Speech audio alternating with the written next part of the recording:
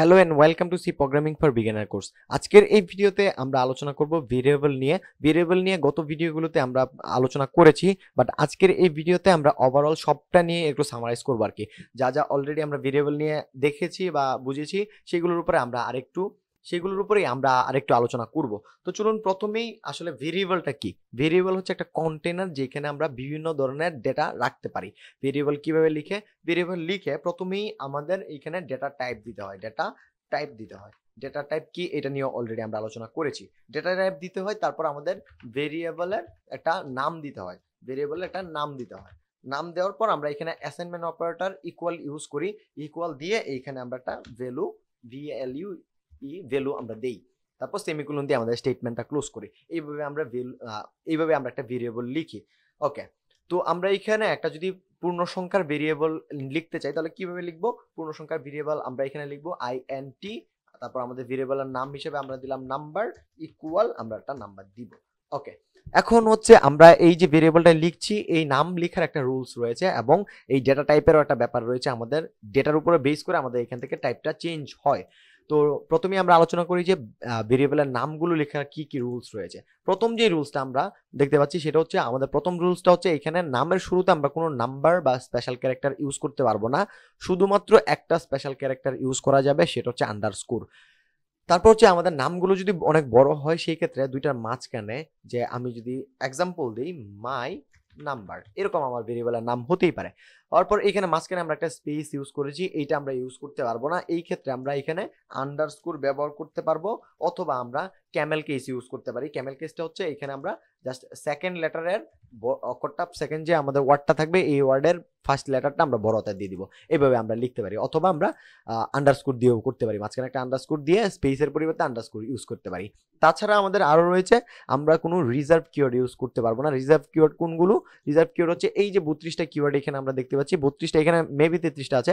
Mainly এই 32টা যে keyword রয়েছে, আমি ডেসক্রিপশনে লিঙ্ক দিয়ে দেবো। এই কিওয়ার্ডগুলো আমরা ইউজ করতে পারবো না আমাদের নাম হিসাবে। এই জায়গায় নাম হিসেবে আমরা ব্যবহার করতে পারবো না। যদি আমরা কোনো নাম্বার ব্যবহার করতে চাই তাহলে সেটা কিভাবে করবো? নাম্বারটা আমরা ভেরিয়েবলের শেষে দিব, বা মাঝখানেও আমরা দিতে পারি, কোনো সমস্যা নেই। বাট আমরা শুরুতে নাম্বারটা বা স্পেশাল ক্যারেক্টার দিতে পারবো না, শুধুমাত্র আন্ডারস্কোরটাই দিতে পারবো। শুরুতেও দিতে পারবো, মাঝখানেও দিতে পারবো, যে কোনো জায়গায় আন্ডারস্কোর ব্যবহার করতে পারবেন। তো এই হচ্ছে আমাদের ভেরিয়েবল লেখার নিয়মগুলো। তারপর হচ্ছে আমাদের ডেটা টাইপ। এই যে এখানে আমরা একটা ডেটা টাইপ দিয়েছি, এইটা কিন্তু আমাদের চেঞ্জ হয়। এটা কিন্তু আমাদের যে এইখানে ডাটাটা আছে, এটা 10, একটা পূর্ণ সংখ্যা। এরকম পূর্ণ সংখ্যা হইলে আমরা এটাতে ইউজ করি ইন্টিজার। যদি পূর্ণ সংখ্যা না হয়, একটা ফ্লট হয়, সেই ক্ষেত্রে কি করি আমরা? এখানে আমরা লিখি ফ্লট দিয়ে আমাদের ভেরিয়েবলের নাম লিখি।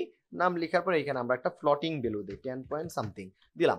এইভাবে দিতে পারি। যদি এটা আমাদের ডাবল হয় সেক্ষেত্রে আমরা ভেরিয়েবলের একটা নাম দিই। আমি জাস্ট এখানে নাম একটা অক্ষর দিয়ে দিই এ, ইকুয়াল আমাদের ডাবলের ক্ষেত্রেও সেম ভাবে আমাদের ভ্যালুগুলো হয়।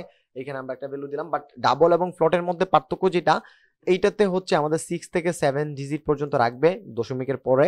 আর এইটার ক্ষেত্রে, ডাবলের ক্ষেত্রে আমরা 15 ডিজিট রাখতে পারি।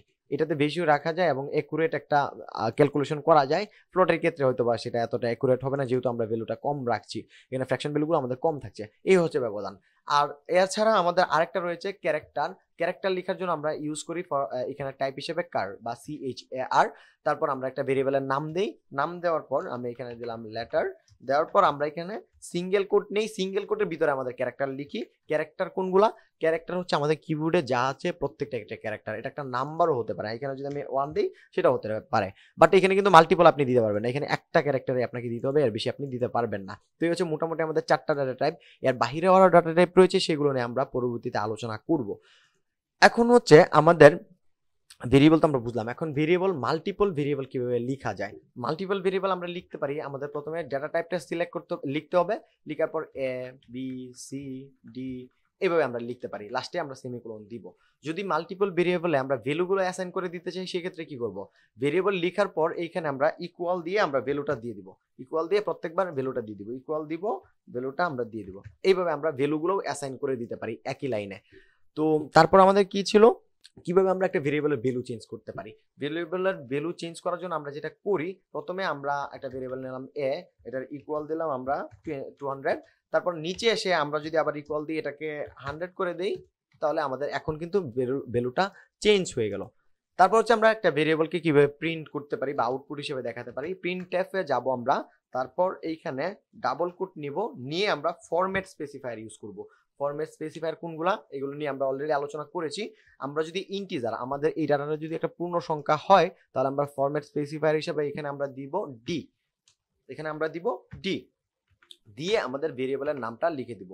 দিয়ে যদি আমরা এখানে গিয়ে আউটপুট দেখতে চাই, আমরা এখানে গিয়ে যদি আউটপুট দেখতে চাই, তাহলে দেখবো যে আমাদের আউটপুট দেখাবে। এখন এটা যদি পূর্ণ সংখ্যা না হয়, আমাদের যদি এটা দশমিক হয়, দশমিক সংখ্যা হয় বা ফ্লট হয়, সেক্ষেত্রে আমরা এখানে ফরম্যাট স্পেসিফায়ার হিসেবে দিব এফ। যদি আমাদের ডাবল হয় তাহলে আমরা দিব এল এফ। আমাদের যদি এটা ক্যারেক্টার হয় সেক্ষেত্রে আমরা দিব সি। এই হচ্ছে আমাদের মোটামুটি ব্যাপার। এই ব্যাপারগুলো আমাদের ভেরিয়েবলে আসলে জানার মতো ব্যাপার, আর এর বাইরে আর কিছু আছে বলে আমার মনে হয় না। তো মোটামুটি আমরা ভেরিয়েবল কভার করলাম, এন্ড দেন আমরা ডেটা টাইপ নিয়ে অলরেডি আলোচনা করেছি। আমরা পরবর্তী পার্টে হয়তো বা precision, decimal precision, memory size ইত্যাদি ব্যাপার নিয়ে আলোচনা করব, বা টাইপ কনভার্সন কি, এগুলো নিয়ে আলোচনা করব আস্তে আস্তে। তো ভেরিয়েবলটা খুবই ইম্পর্টেন্ট, কারণ প্রোগ্রামিংয়ে ভেরিয়েবলের উপরে আমাদের অনেক কিছু ডিপেন্ড করে। আমরা প্রত্যেক দিনই ভেরিয়েবলটা লিখবো, প্রত্যেক দিনেই আমরা ভেরিয়েবল নিয়ে কাজ করব যখন আমরা প্রোগ্রামিং করব। তো ভেরিয়েবলের ব্যাপারটা, আপনার কনসেপ্টটা আপনার ক্লিয়ার থাকা উচিত। আপনি যদি না বুঝে থাকেন, প্রিভিয়াস ভিডিওগুলো আরও দেখেন। আপনি চ্যাট জিপিটি করতে পারেন, আপনি চাইলে এটা যে ডকুমেন্টেশন রয়েছে, আপনি সেই ডকুমেন্টেশন দেখতে পারেন। আমি ডিসক্রিপশনে দিয়ে রাখবো সব লিঙ্ক টিঙ্ক যা যা আছে। মোটামুটি ভেরিয়েবল বা এই প্রোগ্রামিংটা বোঝার জন্য আপনি যদি ডকুমেন্টেশন পড়ে ভালো বুঝেন, আর অনেক কিছুই ডকুমেন্টেশন হয়তো বা থাকতে পারে, আরো যেটা আপনার কোশ্চেন আপনি হয়তো বা এখানে করতে পারছেন না, আপনি কমেন্টে কোশ্চেন করতে পারেন। কমেন্ট করলে আমি চেষ্টা করবো ফ্রি টাইমে অ্যান্সার দেওয়ার। বাট আপনি যদি চান তাহলে সেটা চ্যাট জিপিটিকে আস্ক করতে পারেন, আপনি গুগলে আস্ক করতে পারেন।